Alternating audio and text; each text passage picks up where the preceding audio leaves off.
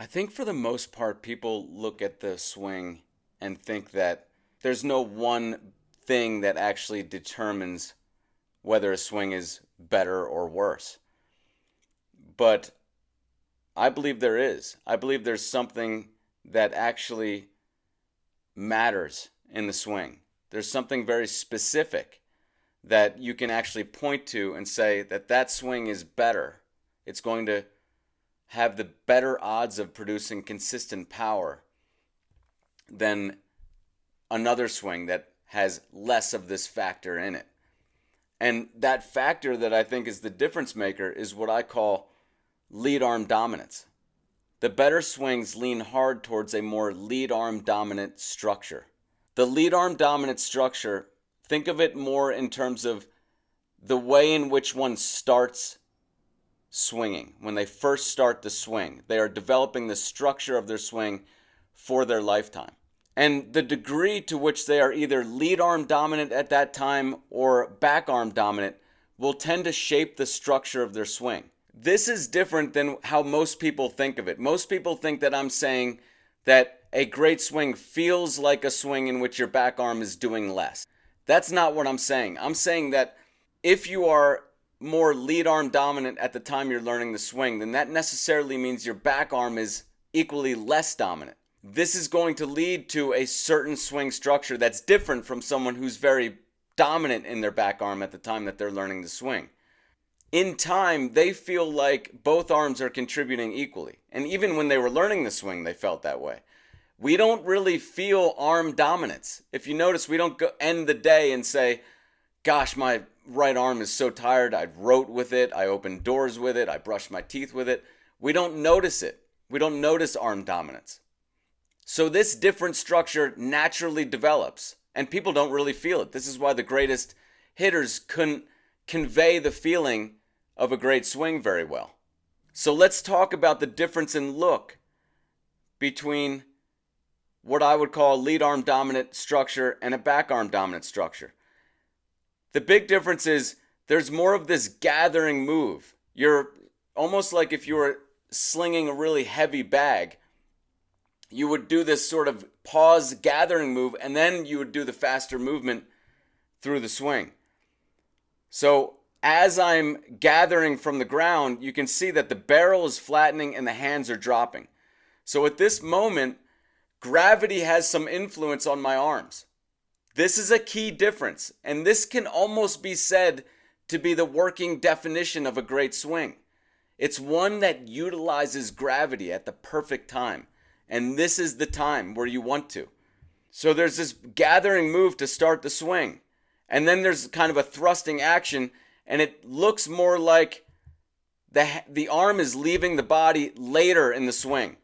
In a bad swing, the lead arm separates earlier. So let's talk about, this is a back arm dominant structure. This is one that tends to develop more in somebody who's very dominant and capable in the back arm at the time that they're learning the swing. It tends to hang back more. Even if they do shift weight, because the handle of the bat is being pushed out, the barrel hangs back for longer.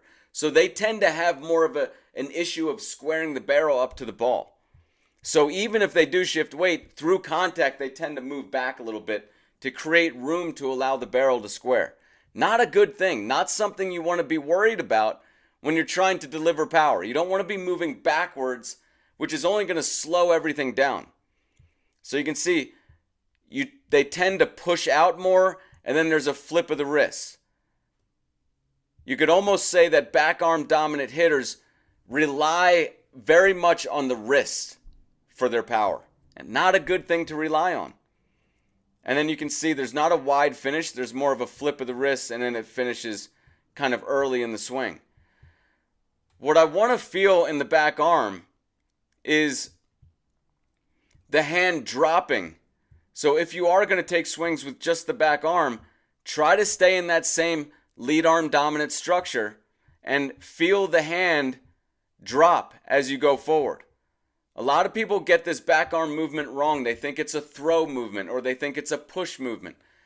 If your body is doing what it needs to do, then this back arm movement is simply one that in which the hands just drop as your body is getting ready to thrust into the hit. Again, this is a crucial time in the swing. You have to get this particular part right, and you have to be more towards a lead arm dominant structure. That's really the key.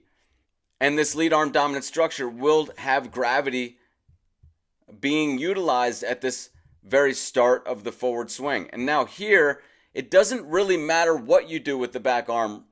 In a baseline swing, I would like to see it not exert so forcefully at this point. I would like to see, because that just means that your body can do more. So in a baseline swing, if you're setting the tee up in a perfect location, then from here, you're going to want to try to just relax the arms still and allow the body rotation to more hit the ball, to sling the bat into the zone, however it needs to move to do that. And then you want to feel the back arm extend late in the swing, like out almost towards the finish. That will ensure that you're not extending hard through contact. So if most hitters lean towards back arm dominance, let's just say that they're 70% back arm dominant and 30% lead arm dominant, then we just need to move them over to the other side of the spectrum, make them 70% lead arm dominant and 30% back arm dominant. And what I want to really convey here is that we're talking about a structure to the swing. Again, we're not talking about forever your back arm is going to feel like it's not contributing as much.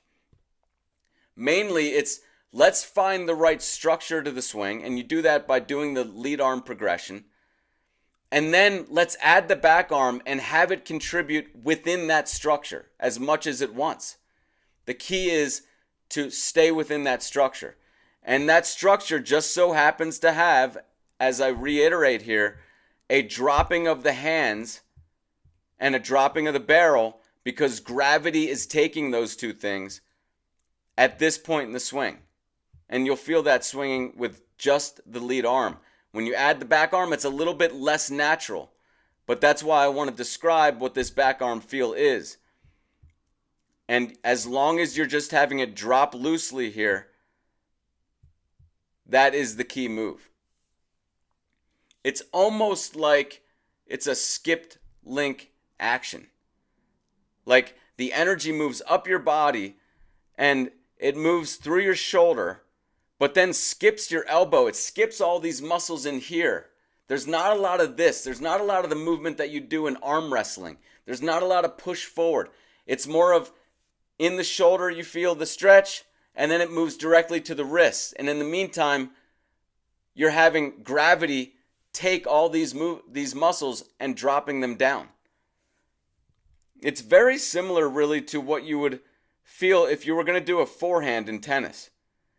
It's the same sort of thing. You feel the stretch in the back shoulder, and then you feel the stretch in the wrist. It skips all the muscles in between. And that way you get this whipping action that just isn't there if you don't utilize gravity in the right way.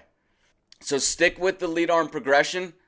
That is really what's going to move you towards this 70% lead arm dominant structure, 30% back arm, which is where you want to get to. Most people today are just very back arm dominant. It's just what is taught out there in swing instruction. So continue with the lead arm progression. Let me know if you guys have any questions.